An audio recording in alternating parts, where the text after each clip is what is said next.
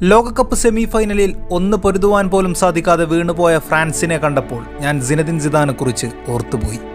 Zidane കളിച്ചിരുന്ന കാലത്ത് ലോകകപ്പിലും euro കപ്പിലും France സ്പെയിനിന് മുന്നിൽ തലകുനിച്ചിട്ടില്ല. സിദാൻ ബൂട്ടുകൾ അഴിച്ചുവെച്ചതിന് ശേഷം ഒരു പ്രധാന ടൂർണമെന്റിൽ സ്പാനിഷ് പടയെ പരാജയപ്പെടുത്തുവാൻ ഫ്രാൻസിന് സാധിച്ചിട്ടുമില്ല. സിദാൻ ആരായിരുന്നു എന്ന് ഈ റെക്കോർഡുകൾ വിളിച്ചു പറയുന്നുണ്ട്.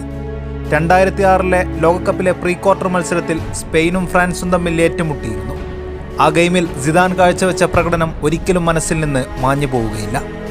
അന്ന് സിദാൻ ഒരുപാട് വെല്ലുവിളികളുടെ മധ്യത്തിലാണ് നിന്നിരുന്നത്. സ്പാനിഷ് ലീഗിൽ റയൽ മാഡ്രിഡിനു വേണ്ടി കളിക്കുകയായിരുന്ന സിദാനെ പ്രായവും പരുക്കുകളും വല്ലാതെ ബുദ്ധിമുട്ടിച്ചു തുടങ്ങിയിരുന്നു.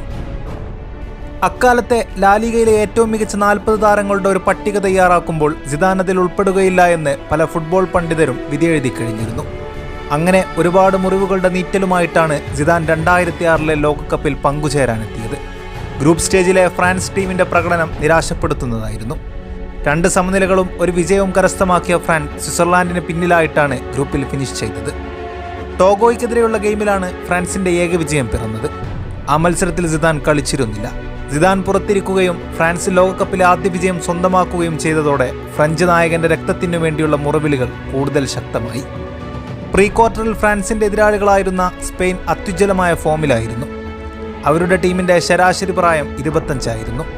അതിനു മുമ്പ് കളിച്ച 26 അന്താരാഷ്ട്ര മത്സരങ്ങളിൽ സ്പെയിൻ തോൽവി അറിഞ്ഞിരുന്നില്ല. വയസ്സൻ പട എന്ന് ആക്ഷേപിക്കപ്പെട്ടിരുന്ന ഫ്രാൻസിനെ സ്പെയിൻ അടിയറവ് പറയിക്കുമെന്ന് എല്ലാവരും വിചാരിച്ചു. പ്രമുഖ സ്പാനിഷ് ദിനപത്രമായ മാഴ്സയിൽ ഒരു വിവാദ തലക്കെട്ട് പ്രത്യക്ഷപ്പെട്ടു: ഞങ്ങൾ സിദാനെ റിട്ടയർ ചെയ്യിക്കാൻ പോവുകയാണ്. പ്രീ ക്വാർട്ടർ ആരംഭിച്ചപ്പോൾ 3-ാം മിനിറ്റിൽ ഫ്രാൻസിന് ഒരു കോർണർ ലഭിച്ചു. സ്പാനിഷ് ആരാധകരുടെ മധ്യത്തിൽ നിന്നുകൊണ്ട് സിദാൻ കിക്കെടുത്തു. അപ്പോൾ കാണികൾ ഗുഡ് ബൈ സിദാൻ എന്ന് ആർത്തു വിളിച്ചു. ഡേവിഡ് വിയ പെനാൾട്ടിയുടെ സഹായത്തോടെ നേടിയ ഗോളിൽ സ്പെയിൻ ലീഡ് നേടി. ഫ്രാങ്ക് റിബറി ഫ്രാൻസിന് വേണ്ടി വലകുലുക്കിയതോടെ സ്കോർ 1-1 എന്ന നിലയിലായി. കളിയുടെ 83-ാം മിനിറ്റ് വരെ ആ അവസ്ഥയ്ക്കൊരു മാറ്റവും ഉണ്ടായിരുന്നില്ല. പിന്നീടാണ് സിദാൻ തന്റെ വിശ്വരൂപം പുറത്തെടുക്കുന്നത്. ആദ്യം സിദാൻ തൊടുത്തുവിട്ട ഫ്രീ കിക്കിലൂടെ പാട്രിക് വിയേര സ്കോർ ചെയ്തു. 7 മിനിറ്റുകൾക്ക് ശേഷം സിദാൻ ഗോൾ അടിച്ചു. 3-1 എന്ന നിലയിൽ ഫ്രാൻസിന് മിന്നും വിജയം. പിന്നീട് സിംഹഗർജനം പോലെ സിദാൻ പ്രഖ്യാപിച്ചു: എപ്പോൾ വിരമിക്കണമെന്നത് എൻ്റെ സ്വാതന്ത്ര്യമാണ്. അക്കാര്യം തീരുമാനിക്കേണ്ടത് മാഴ്സയല്ല. ആ ലോകകപ്പിൽ ഫ്രാൻസ് റണ്ണേഴ്സപ്പായി. ഫൈനലിൽ സിദാൻ ചുവപ്പ് കാർഡ് കിട്ടിയില്ലായിരുന്നുവെങ്കിൽ ഒരുപക്ഷെ ഫ്രാൻസ് തന്നെ കിരീടം ഉയർത്തുമായിരുന്നു. 2026 ലോകകപ്പ് സെമിയിൽ ഫ്രാൻസ് മിസ് ചെയ്തത് ആ സിദാൻ ടച്ചായിരുന്നു. ഇത്തവണയും സ്പെയിൻ പെനാൾട്ടിയിലൂടെ ആദ്യം വലകുലുക്കി. പക്ഷേ ഫ്രാൻസിനെ തിരിച്ചു കൊണ്ടുവരാൻ ശേഷിയുള്ള ഒരു സിനദിൻ സിദാൻ ഫ്രഞ്ച് ആർമിയിൽ ഇല്ലാതെ പോയി. കിലിയൻ എംബാപ്പെ തീർച്ചയായും മഹാനായ കളിക്കാരനാണ്.